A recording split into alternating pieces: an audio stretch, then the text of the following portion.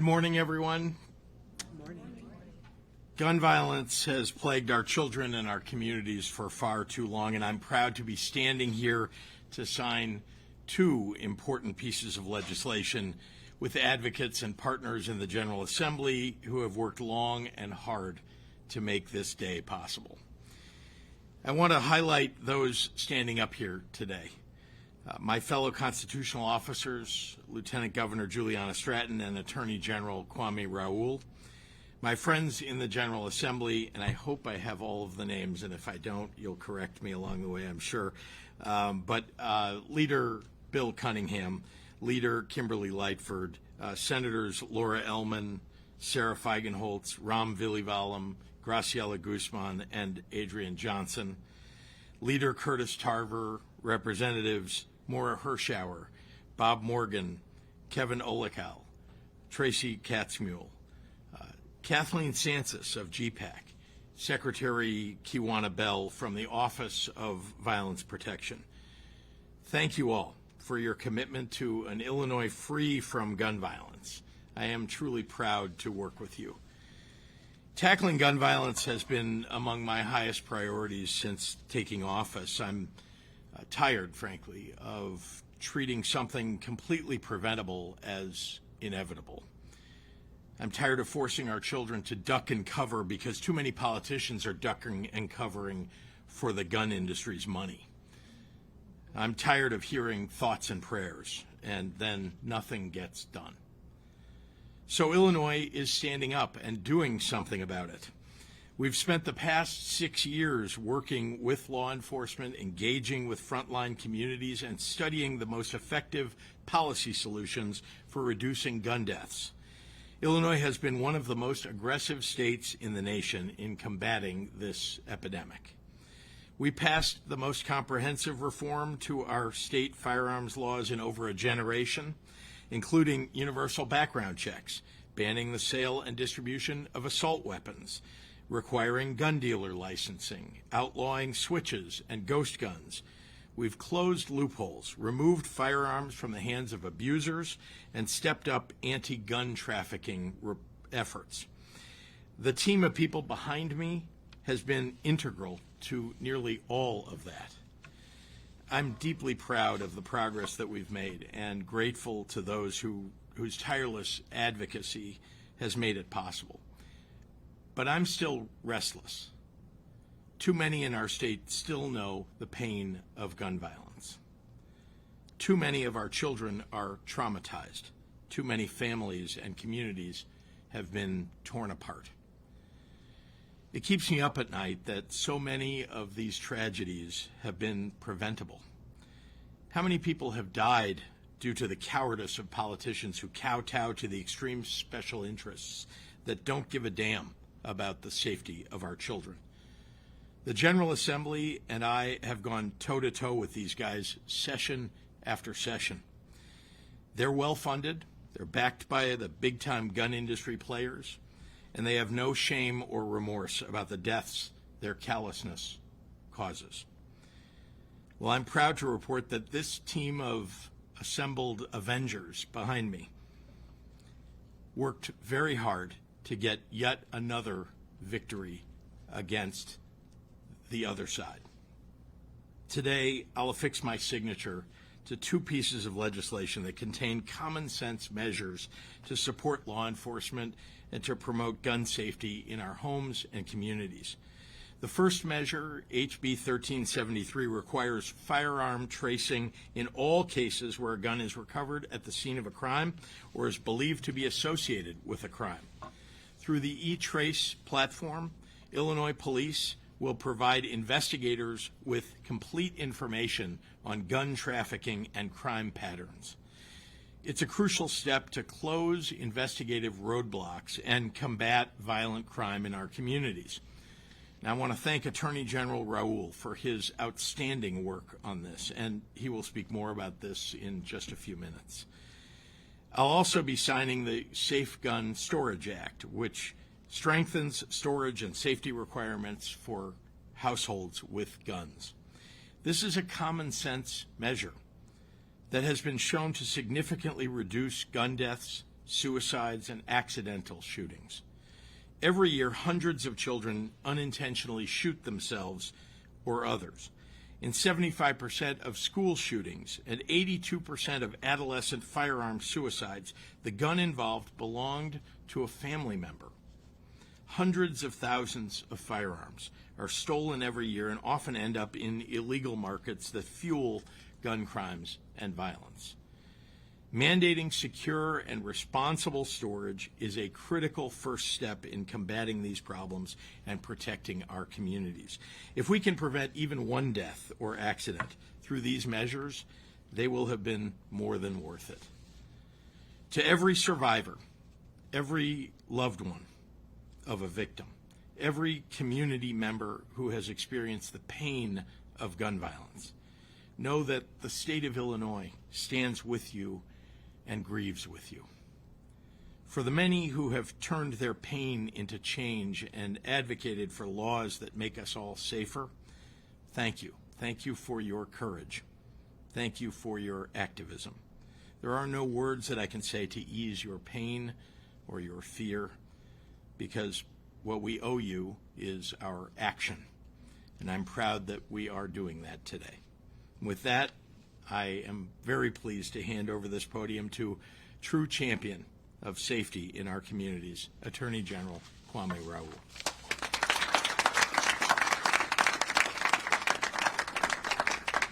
Thank you, Governor, and good morning to all. As many of you all know, that gun violence has outpaced car accidents as the #1 killer of children in America. And the legislature and the governor and the lieutenant governor have all collaborated to try to respond to this crisis. And there are those who say that, oh, there are too many gun laws on the book. But we have an unsolved problem out there that are killing children. And one of the things that I wanted to invest in soon after I took office is technology to solve gun crime. So we created Crime Gun Connect in the Attorney General's office, which we share with the Illinois State Police, and we share with law enforcement throughout the state. And we're also participating. I want to shout out Special Agent in Charge Chris Amon of the ATF and Superintendent Snelling of the Chicago Police Department, who hosts a very sophisticated crime gun intelligence center that has allowed us to solve gun crimes, to get to gun traffickers who traffic guns into the hands of people who are ineligible to possess them, people who we know will do harm with those guns. But that technology is only as good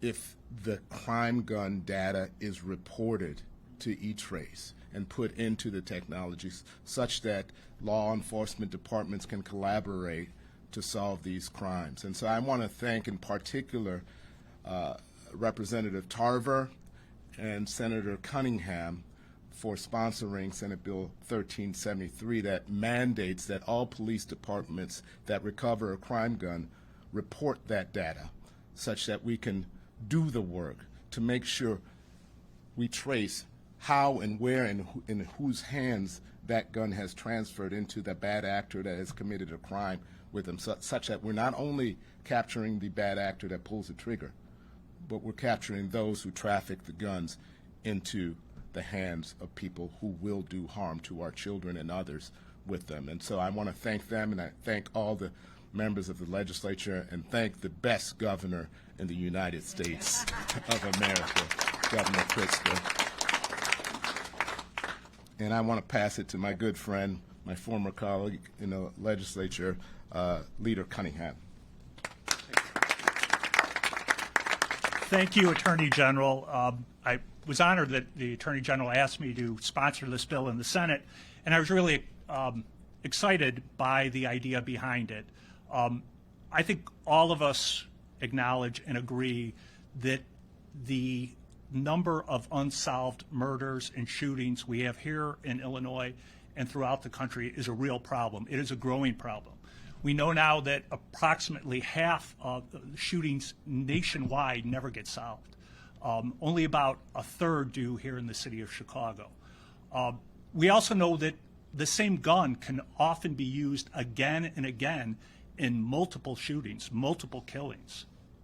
We need to do something about that. That's what this bill does. It ensures that all law enforcement agencies report all information they have on a gun anytime they recover it at the scene of a crime. A lot of departments do that now, but not every department in the state of Illinois does. This law will ensure that they do. And we will find, as the Attorney General pointed out, when that information is entered, detectives will be able to share that information and start to connect shooting deaths to those weapons. Will help us bring justice for victims and ensure that the people that use those guns are held accountable. So I think it's a very important piece of legislation. As I said, I'm honored that the Attorney General asked me to be the sponsor for this in the Senate, and I thank the governor for signing this bill today. Next, I'd like to bring to the microphone my colleague, Senator Ellman. Thank you, Leader Cunningham. My name's Laura Ellman, and I had the pleasure of sponsoring Senate Bill 8. Senate Bill 8 strengthens gun storage laws, and as the governor told us, for far too long, we have tolerated gun deaths, children and teenagers, and family members being torn apart by guns found in the home or in the car. Senate Bill 8 strengthens gun storage laws so that kids, teenagers, have less access to guns that their family members, their neighbors, their grandparents, their uncles, aunts may have, and this bill will help save lives. I'm thrilled to have worked with the, Representative Maura Hirschauer, Kathleen Sansis, and everybody, all of my colleagues here and in the governor's office on getting this important bill passed. I'm really proud to introduce Representative Hirschauer, a champion of gun safety. Thank you.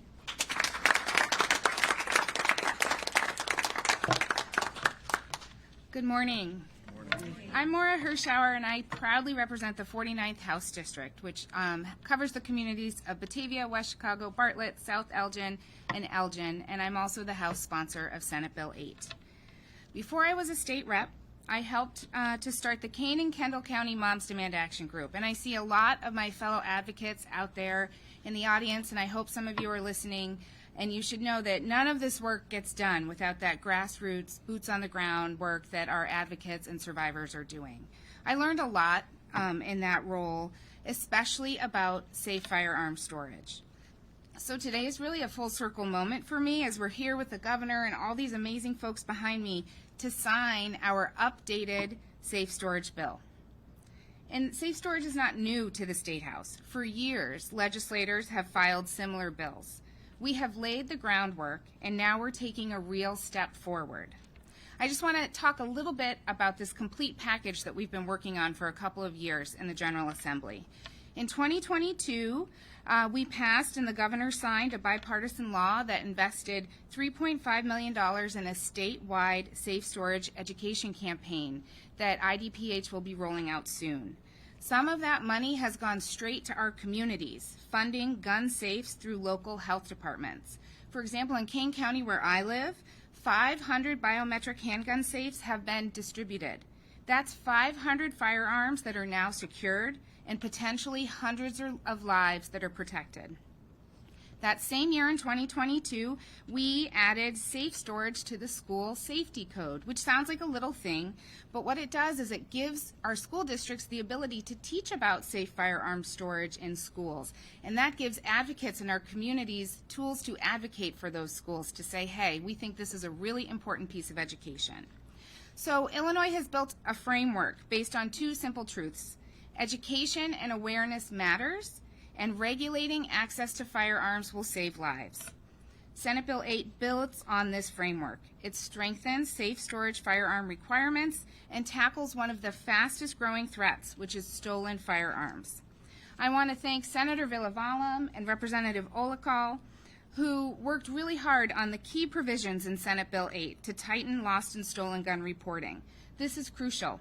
Stolen guns fuel crime and undermine every single safety law that we work really hard to pass. Better reporting means better enforcement and safer communities. Let's be clear on the stakes. Over COVID, between 2019 and 2021, over 5 million Americans brought guns into homes that have never had one before. These might be folks that don't understand the importance of safe storage. 30 million children in our country live in homes with a firearm, and 4.6 million live with those guns that are unlocked and loaded. And yes, we've all talked about it, guns are now the leading cause of death for children in America. So this isn't a debate. Safe storage is no longer a debate. It's threatening our lives. It's a life-saving standard. It prevents accidents. It prevents suicides. It keeps firearms away from those who should never have access. Senate Bill 8 is common sense and life-saving. I'm really proud to have worked with my colleagues in the House and the Senate, especially Representative Olakal, Leader Bob Morgan, and the members of our Firearm Safety Working Group. Representative Katzmull is here. We really have a ton of leaders now in the General Assembly, and we are supported by an amazing governor and lieutenant governor. So I'm honored to stand here today as we sign this violence prevention policy into law. And I'm extremely excited to invite Leader Tarver up to talk about his incredibly important bill.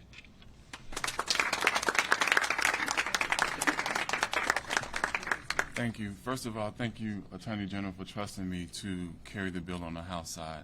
It's a great honor. Thank you, Governor Pritzker, for your willingness to step up and make tough decisions. I look at this gentleman and his princess. I look at my princess in the back.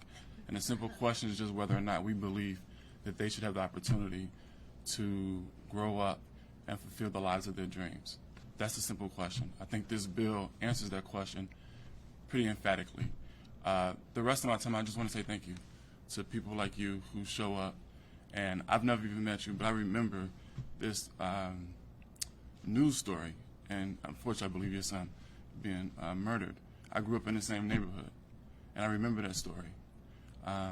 And it's moving to me that people like you and another young lady over here continue to show up and to push us to make the right decisions. I'm terribly sorry for your loss, but I'm incredibly inspired by your strength. Thank you very much for coming today.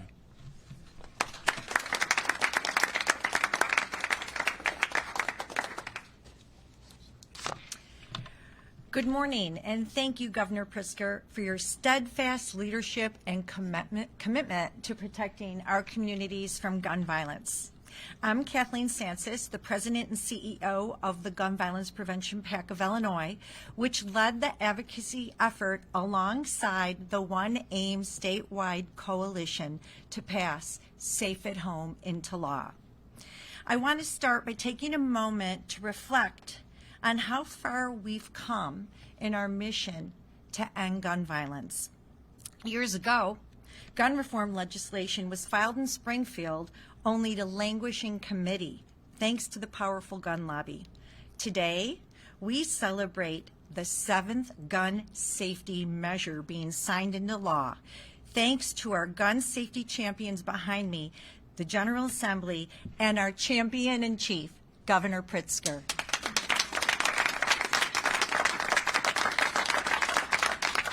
From his first days in office, Governor Pritzker has shown his commitment to fight to end gun violence when he signed the Combating Illegal Gun Trafficking Act into law, and he hasn't looked back since.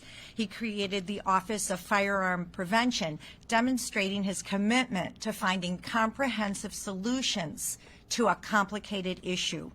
We are incredibly grateful to the governor, as well as Senate President Don Harmon, House Speaker Chris Welch, and co-sponsors of Safe at Home, Senator Ellman, Senator Villavalam, Representative Hirschauer, and Representative Olakal.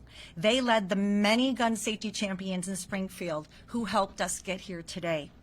I also want to thank all of the survivors and activists who helped us advocate for Safe at Home. Many are here today, including Yolanda Androzo, Executive Director of our partner, One AIM Illinois, the members of the Illinois Gun Violence Prevention Coalition, and including our national partners, Giffords, Johns Hopkins, and Brady. I also want to take a moment to thank GPAC's founder, Tom Vandenberg. 12 years ago, Tom took the pain of losing his son to gun violence and put it into action by creating GPAC to finally take on the gun lobby in Illinois and win. GPAC is now the state's leading gun violence prevention organization and has helped grow the number of champions in office to pass gun safety reforms so that other families don't suffer as Tom's family did. Gun violence remains a persistent and complex problem in our state, but we're making progress, and the cumulative impact of our efforts is important to acknowledge as we continue this fight. And Safe at Home is yet another critical step in that fight.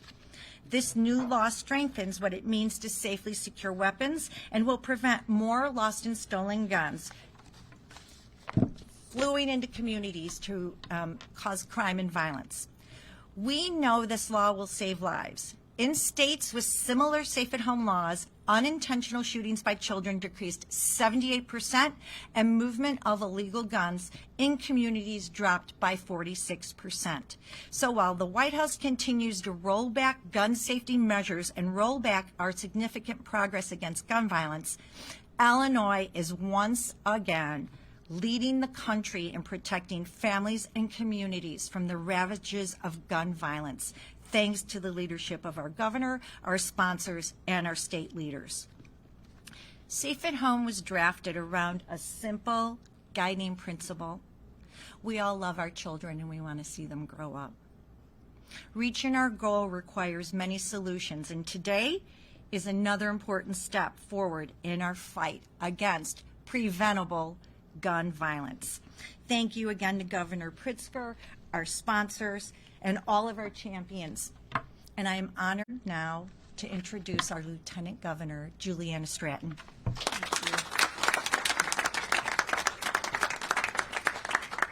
Thank you, Kathleen, for your passionate leadership and dedicated advocacy. In the interest of time, I'll echo the appreciation we've heard for the incredible work that delivered these bills across the finish line.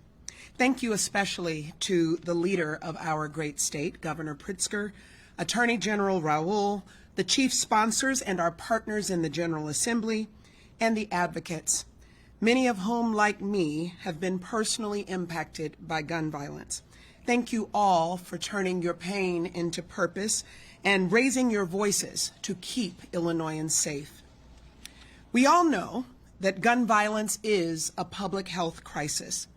But as a mom, it is both heartbreaking and infuriating to know that firearms are the leading cause of death in the United States for children under the age of 18.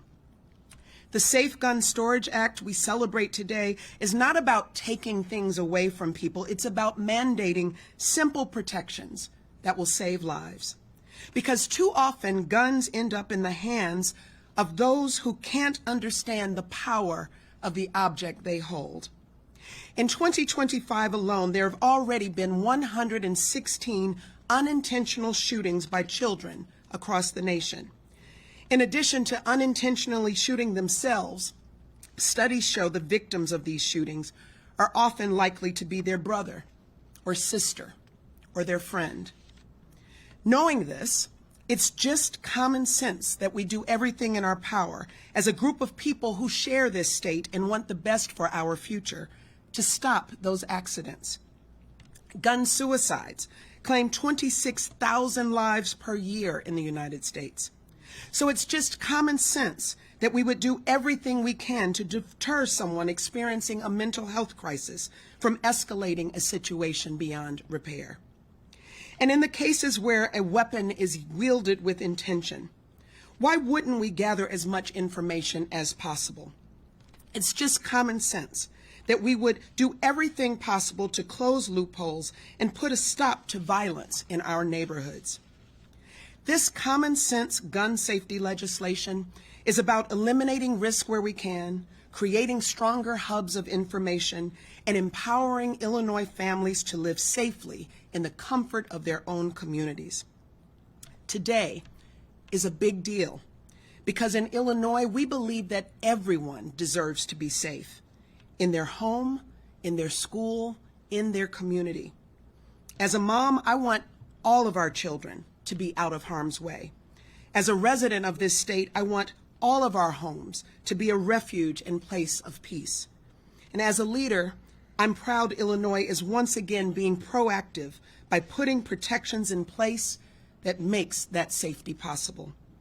And it starts right now as I invite Governor Pritzker to come forward and sign these bills into law. Governor?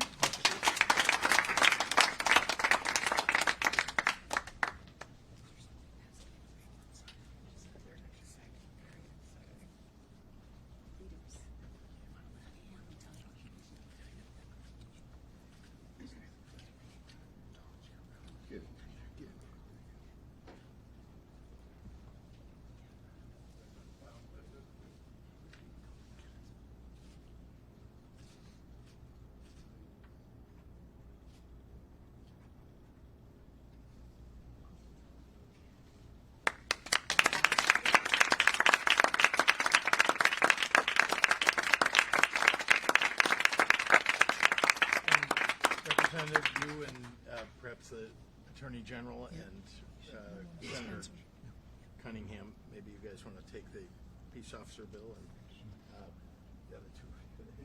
I'm going to stand in the back. And you guys get a picture taken together. Come on, let's get our picture taken.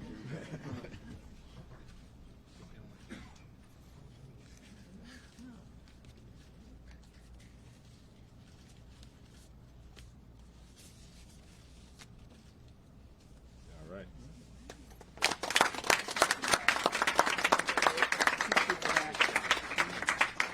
Great job. Happy to take any questions from members of the media. Yes, Olivia.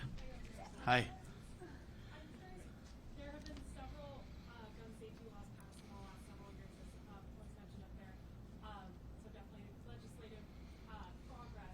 What would you say are signs of progress on the ground in the number of firearm deaths, shootings in Chicago, Illinois? Well, let's start with the numbers of firearms that have been confiscated and move on to the numbers of shootings that have gone down. And I'll give an example of that just on our highways. Our state police have done a terrific job. You've seen firearms used, shootings and murders that have taken place on our highways gone down 60, 70, 80%, depending on which statistic you look at. And then we've seen, of course, violent crime reduced across the state and across the city of Chicago. It takes time sometimes for these measures to have an impact, and so you pass them. We try to put them into law and effect as fast as possible, and then as it kind of works its way into the system, begins to have a deleterious effect or a positive effect, I guess if you look at it the other way, on bringing down the numbers of shootings and the numbers of deaths. Yes, Craig.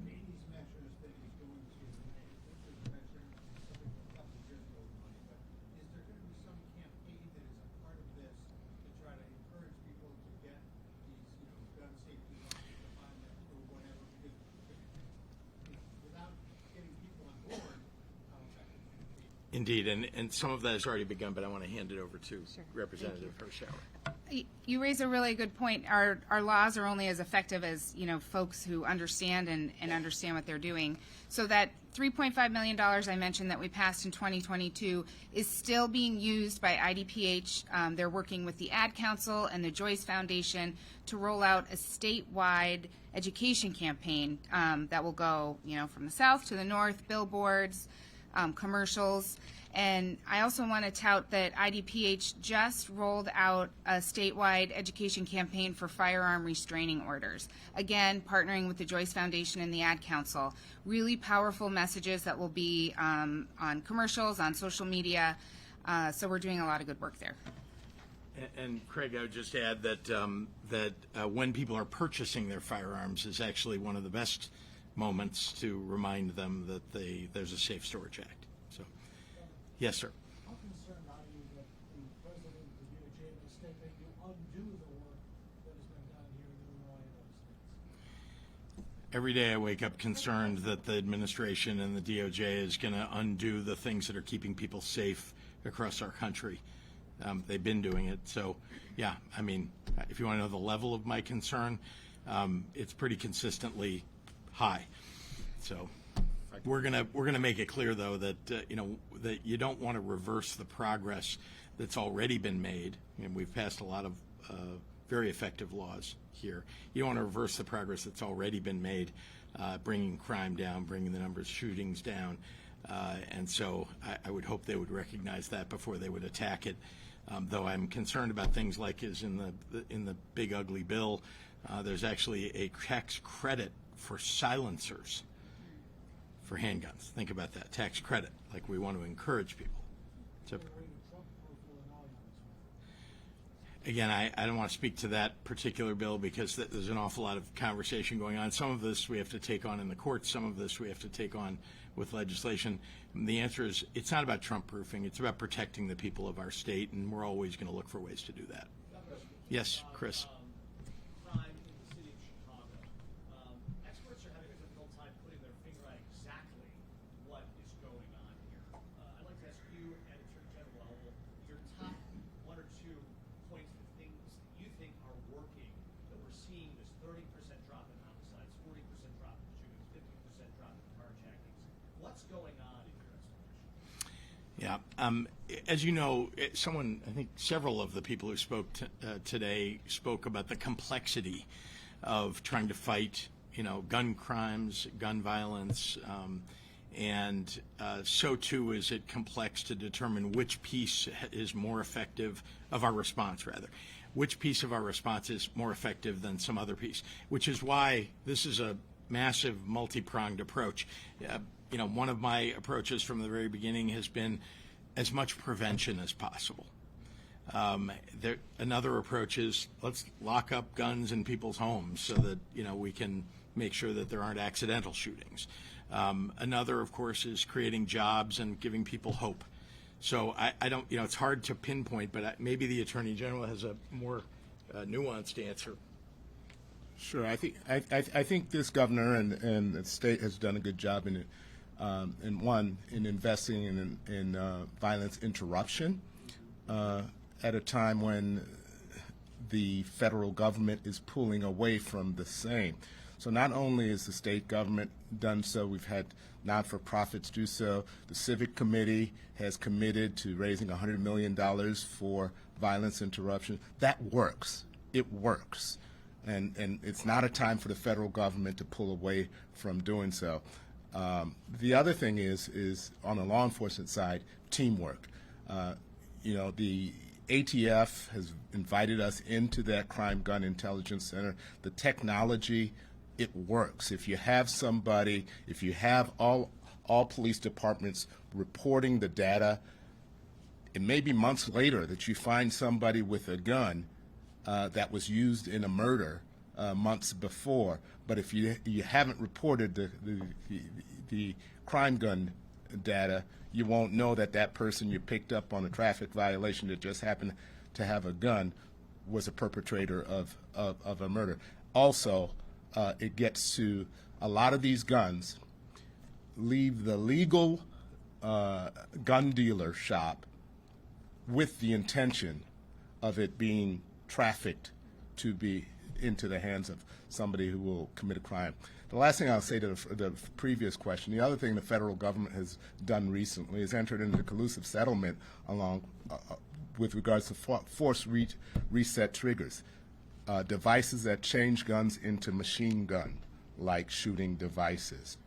Fortunately, because of this legislature and this governor, we've made such devices illegal in the state of Illinois. And so while these devices will be returned to such owners in other states, it won't, I've been assured by ATF, it won't happen here in the state of Illinois because of our state law.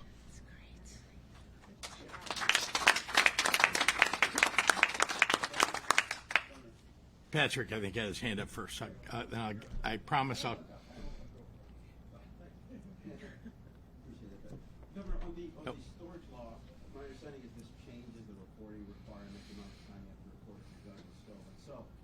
if a legal FOID card holder has their gun stolen on Monday, notices that it's stolen on Thursday, files a police report on Friday, would they be in danger of losing their FOID card? This was a point that was debated hotly, and there was a lot of compromise that went into it. Yeah. Thank you. No, the clock starts ticking when they detect that the gun has been stolen or lost. So once they find out, then that's when the clock starts ticking. Would you have a requirement then to once you find out that your gun is stolen, report it then? Yeah, once you find out that your gun has been stolen or lost, you're required to report it within 48 hours. In theory, you might never discover that it was, or it might be a year later if you have it locked away somewhere. That's true. That's true. Yep. The clock starts ticking though when it's discovered that right. That's Yeah. just what you just said. Yeah. When it's discovered that you've lost your gun.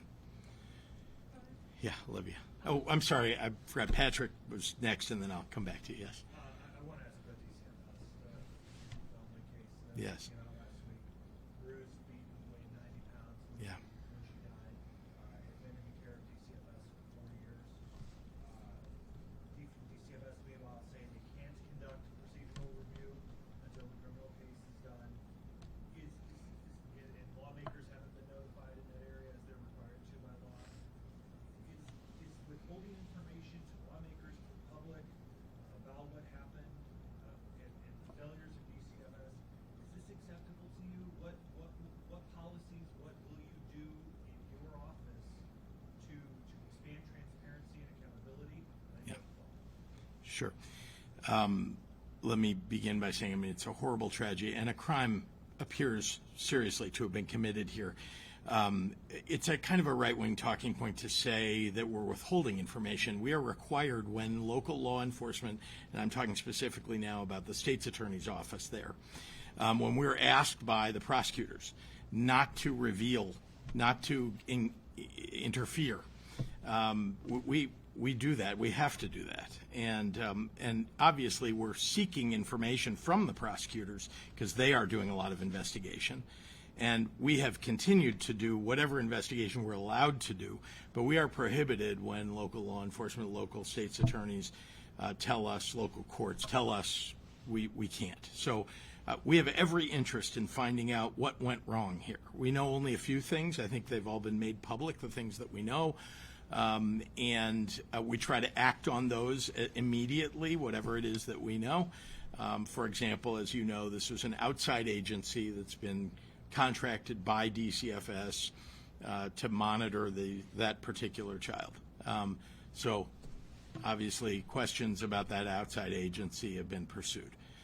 So that's the answer to your question, but happy to take your follow-on. Yeah, more than 1,200 deaths, 3,000 serious injuries to children in DCFS care since 2018 was the number cited in the capital news on last week. Most of that has happened on your watch. DCFS is an agency you oversee. At what point does the buck stop with you for responsibility? Listen, the buck stops with me about state government. There's no doubt about it. I have responsibility for the agencies under my executive authority.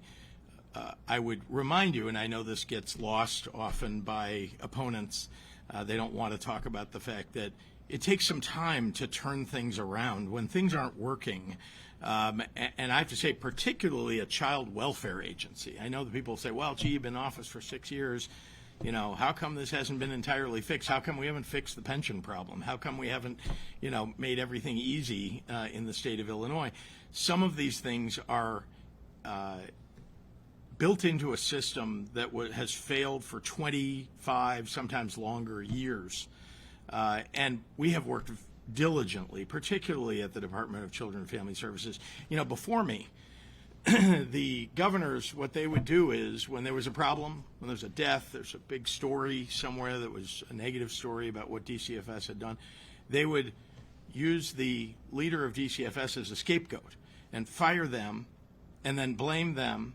And that's not the governor's fault, that's that person's fault, and then bring somebody else in. In fact, for the 14 years before I became governor, I think there were 13 or 14 different directors of the department. That leads to instability, and you're never going to solve anything. So I've tried to bring stability. We've got a terrific director there now. She's on it. I think, people behind me and people, even Republicans, I think would acknowledge there have been a lot of improvements at DCFS. It is never acceptable when there is a death of a young person. But it's a crime that gets committed by someone, not DCFS, by someone in the process, someone in whose care that child is. Often it is that person or some failure along the way. It's typically not DCFS committing a crime. It is most typically a problem somewhere in the system. And so we've been rooting out those problems steadily over the last 6.5 years. Olivia.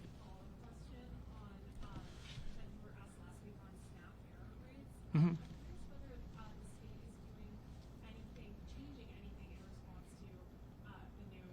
Of course. Okay. What exactly are you changing to lower the error rates and maybe bring down the cost for the state?